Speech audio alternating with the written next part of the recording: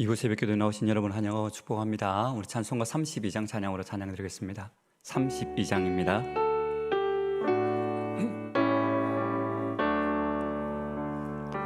만유의 주제 존귀하신 예수 이 사람이 되신 하나님 나 사모하여 영원히서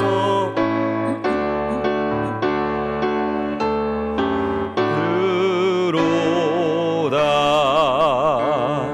화려한 동산 무성한 저수목 아름답고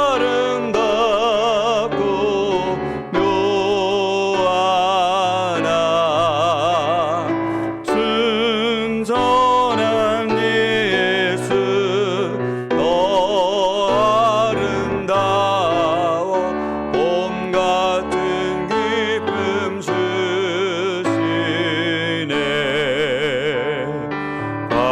광명한 해와 명랑한 저 달빛 수많은 별들 빛나나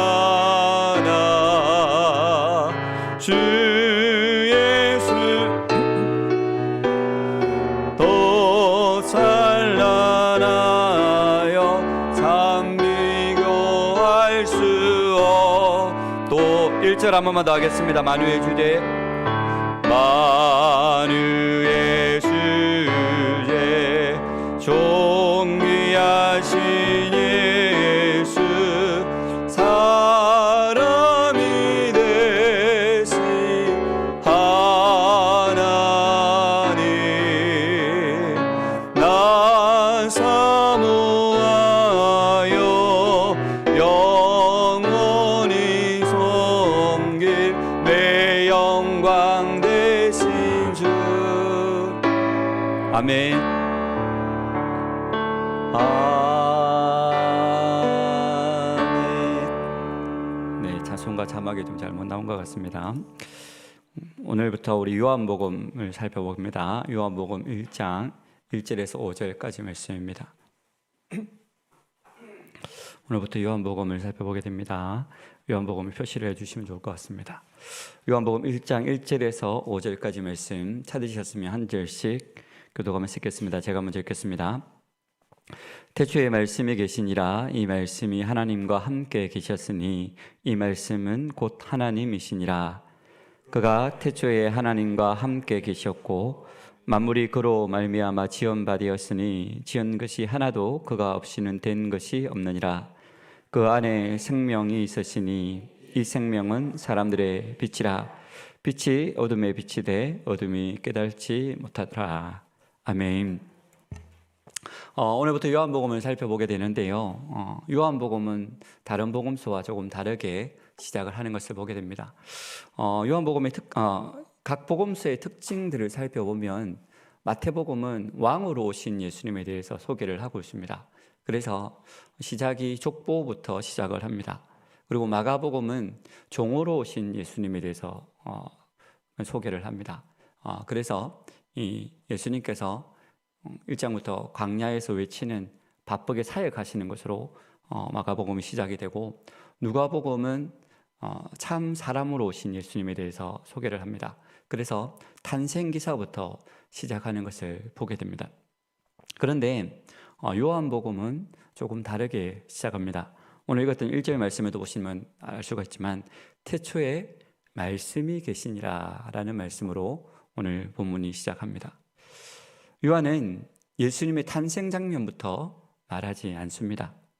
요한은 시간을 거슬러 올라갑니다. 베들레헴 이전에, 마리아 이전에, 그리고 창조 이전으로 우리를 데려갑니다.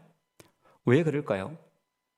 이 요한복음을 기록한 요한은 예수님께서 무엇을 하셨는가 보다 예수님이 누구이신지를 우리에게 보여주기를 원했던 것 같습니다. 그래서 요한복음은 기록 목적을 요한복음 마지막에 기록을 하고 있는데요. 요한복음 20장 31절 말씀에 보시면 이렇게 기록을 하고 있습니다. 요한복음 20장 31절 말씀입니다. 우리 같이 한번 읽어볼까요? 같이 한번 읽겠습니다. 시작. 오직 이것을 기록함은 너희로 예수께서 하나님의 아들 그리스도이심을 믿게 하려 하며 또 너희로 믿고 그 이름을 힘입어 생명을 얻게 하려 함이니라. 아멘. 그래서 요한은 처음부터 예수님에 대해서 이렇게 소개하고 있습니다. 이분은 단순한 인간이 아니라 태초부터 계셨던 하나님이시다라고 말입니다. 오늘 본문 1절에서 5절까지는 요한복음 전체의 신학이 농축되어 있는 말씀입니다.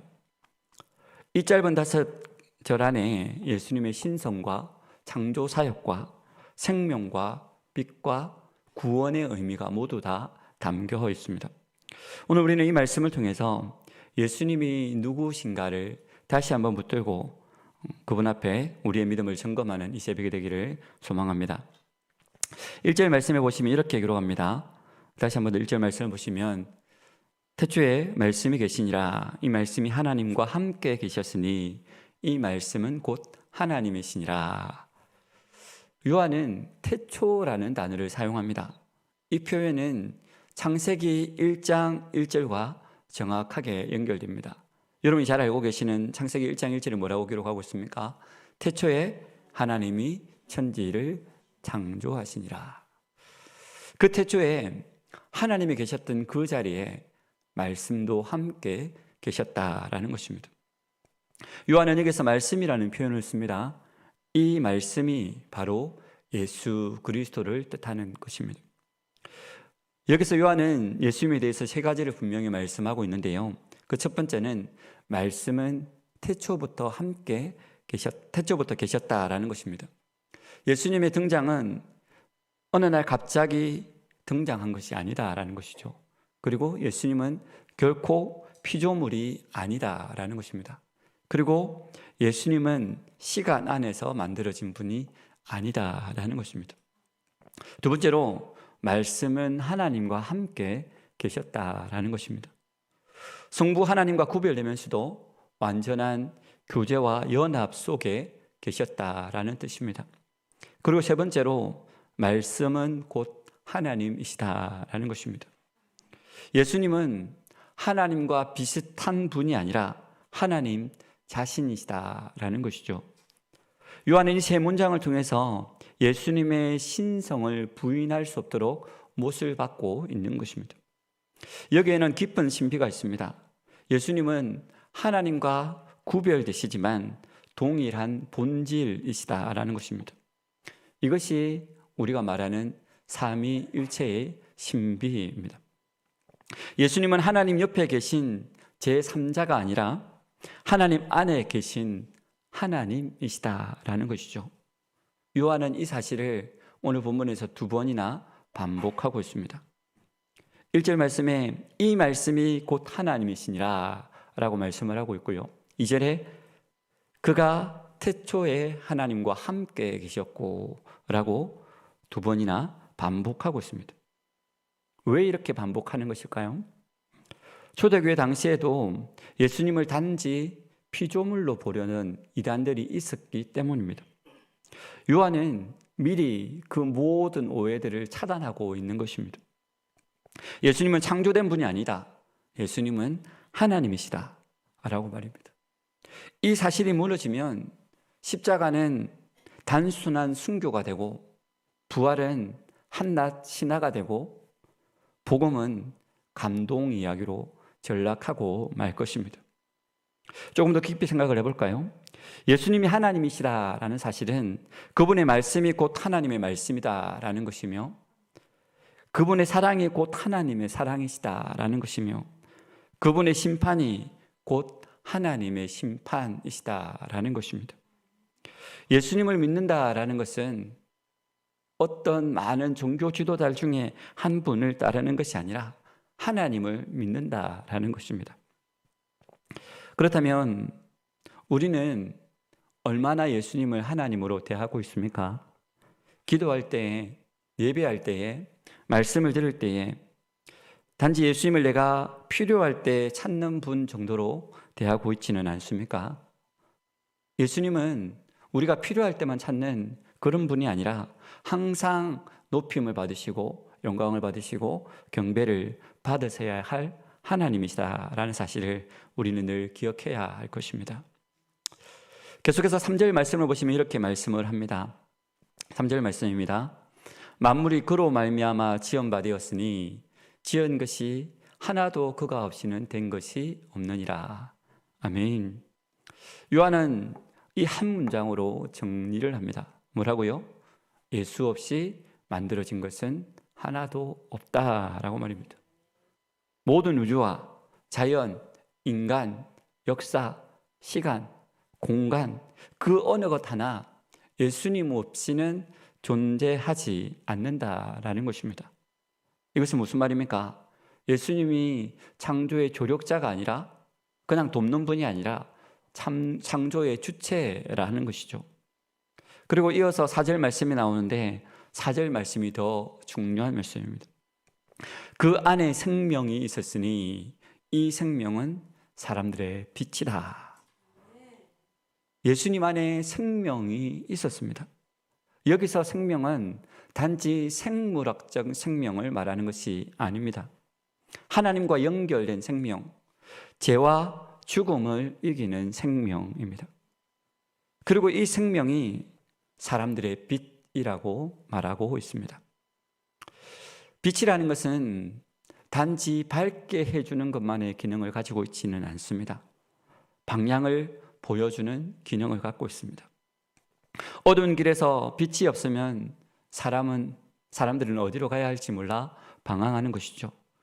그러나 예수님 안에 있는 생명은 사람이 어떻게 살아야 하는지를 보여주는 생명이다라는 뜻입니다. 예수님을 떠나면 사람은 살아있지만 왜 사는지는 모르는 존재가 되는 것이죠. 그래서 세상은 이렇게 말합니다. 돈을 많이 벌어야지, 성공해야지, 남보다 더 잘 살아야지. 이렇게 바쁘게 살아가고 다람쥐 쳇바퀴 돌듯이 그렇게 바쁘게 살아도 마음은 어떤가요? 계속해서 공허합니다. 왜냐하면 사람의 생명은 창조주와 연결될 때만 그 의미를 갖기 때문에 그렇습니다. 요즘 사람들은 어떻게 살까는 많이 고민하지만 왜 살까는 잘 묻지 않는 시대인 것 같습니다. 예수님을 떠난 삶은 숨쉬는 존재일 수는 있어도 빛을 가진 존재는 아닙니다. 예수님 안에서만 우리의 삶은 늘 방향을 갖습니다. 오늘 우리가 이 사실을 기억함으로 영원한 생명이신 예수님 안의 삶을, 예수님 안에 거하는 삶을 살기를 소망합니다. 또한 그 생명인 예수님을 다른 사람에게 보여줄 수 있는 저와 여러분의 삶이 되시기를 주님의 이름으로 축복합니다. 계속해서 5절 말씀을 보시면 이렇게 말씀하고 있습니다. 빛이 어둠에 비치되 어둠이 깨닫지 못하더라. 이 말씀은 아주 강력한 선언입니다. 빛은 어둠 속에 비춰졌습니다. 그리고 이 어둠은 그 빛을 이기지 못했습니다. 여기서 깨닫지 못하더라라는 말을 원어로 보면 붙잡지 못했다, 억누르지 못했다라는 의미를 가지고 있습니다. 즉 어둠은 그 빛을 이해하지 못했고 빛을 삼키려고 했지만 실패했고 결국 이기지 못했다라는 것입니다. 빛과 어둠은 동등한 싸움이 아닙니다. 빛은 존재하는 순간 어둠을 몰아냅니다. 예수님은 상황이 좋아지면 빛이 되시는 분이 아니라 상황이 가장 어두울 때에 빛이 되시는 분이십니다. 십자가는 세상에서 가장 어두운 자리였지만 동시에 가장 밝은 자리였습니다. 이것을 우리의 삶에 적용해 보면 어떤가요? 우리도 이 땅을 살아가면서 수없이 많은 어둠을 만납니다. 질병, 실패, 관계의 상처, 그리고 경제적인 어려움, 또 자녀들의 문제, 미래에 대한 두려움 등의 여러 어둠들을 만난다라는 것이죠. 그러나 중요한 것은 어둠이 우리 가운데 있다는 사실이 아니라 그 어둠 가운데 빛이신 예수님이 이미 와 계시다라는 사실입니다. 사랑하는 성도 여러분, 지금 내 삶이 어둡다고 해서 우리에게 빛이 없는 것이 아닙니다. 빛은 이미 우리 가운데 와 있습니다. 문제는 우리가 그 빛을 바라보느냐 보지 못하느냐의 문제입니다. 믿음이란 어둠이 없는 상태를 말하는 것이 아니라 어둠이 있는 상태 가운데서도 빛을 바라보는 선택입니다. 어둠을 보느냐 빛을 보느냐에 따라 우리의 인생의 해석이 달라진다라는 것이죠. 말씀을 정리하겠습니다. 오늘 요한은 우리에게 예수님을 이렇게 소개하고 있습니다. 예수님은 태초부터 계신 하나님이시고 모든 생명의 근원이시고 어둠을 물리치시는 빛이시다라고 말입니다. 이 예수님은 과거에만 머물러 계셨던 분이 아니라 오늘 이 새벽에도 말씀으로 우리를 찾아오시는 분이십니다. 그래서 우리가 이 새벽에 나오는 이유가 무엇입니까? 우리가 나오는 이유가 단지 의무가 아니라 빛 대신 말씀 앞에 서기 위함이 아닙니까? 오늘 하루도 수없이 많은 어둠들이 우리를 찾아오고 우리를 흔들 것입니다. 걱정이라는 어둠, 두려움, 염려, 비교, 상처가 찾아올 수도 있습니다. 그러나 반드시 기억하시길 바랍니다. 빛은 끄지지 않습니다. 어둠은 빛을 결코 이기지 못합니다. 오늘도 말씀 대신 빛 대신 예수님을 붙들고 빛 가운데로 걸어가시는 복된 여러분이 되시기를 주님의 이름으로 축복합니다. 기도하겠습니다. 살아계신 아버지 하나님, 오늘도 이 새벽에 우리의 단잠을 깨우시고 우리를 빛이신 그 주님의 전으로, 말씀이신 주님의 전으로 인도하여 주셔서 말씀으로 또 하나님의 은혜로 이 하루를 열 수 있도록 우리 가운데 은혜 베풀어 주심에 감사를 드립니다. 오늘 이 아침에도 예수님이 누구이신지 우리에게 분명히 알려주신 하나님, 태초부터 계셨고 생명의 근원이시며 모든 어둠을 물리치시는 그 예수님이심을 우리에게 말씀으로 알려주셨사온데, 하나님, 이것이 단순히 우리에게 지식으로만 남는 것이 아니라 우리가 삶 가운데 생명의 근원 되시며 태초부터 계신 그 하나님이시며 모든 어둠을 물리치시는 빛이신 예수님임을 우리가 삶 가운데 경험할 수 있도록 주여 은혜를 드리며 주시옵소서. 그래서 수없이 많은 어둠들이 우리를 흔든다 하더라도 빛 대신 예수님을 인하여서 그 모든 어둠을 이겨내게 하여 주시고, 그 빛 대신 주님이 우리 가운데 찾아와 계시고 또 우리 가운데 거함으로 우리가 이 땅에 살아가며 있어 그 빛을 세상 가운데 보여줄 수 있는 우리 성도들이 되어지기를 소망하오니, 하나님, 우리에게 힘과 능력을 드리며 주시옵소서. 오늘 하루도 말씀으로 빛으로 승리하는 삶이 되어지기를 소망하오니 주여 우리에게 힘과 능력으로 채워주시고 은혜로 충만케 하여 주시옵소서. 이 시간 우리 교회를 위해서 기도합니다. 지난 120년 동안 우리 교회에게 한없이 크신 은혜와 사랑을 부어주셔서 우리 교회가 지금까지 부흥성장케 하여 주시고 이 지역 사회 가운데 많은 영향을 끼칠 수 있도록 은혜 다하여 주시님에 감사를 드립니다. 하나님, 그 은혜에 감사하여서 올해는 우리가 120주년 기념으로 분립교회를 준비하는 가운데 있습니다. 계속해서 공사가 진행되어져 가고 있고, 또 지난주부터는 이 분립교회에 갈 사람들을 모집하고 있습니다. 하나님, 공사를 진행하면서 공기가 기간 안에 잘 마무리되어지게 하여 주시되, 하나님, 물질이 충분하게 채워질 수 있도록 주여 도와주실 뿐만 아니라 공사가 안전하게 이루어질 수 있도록 하나님 역사하여 주시옵소서. 또 특별히 이 사람을 모집하는 데 있어서 하나님의 도우심이 필요합니다.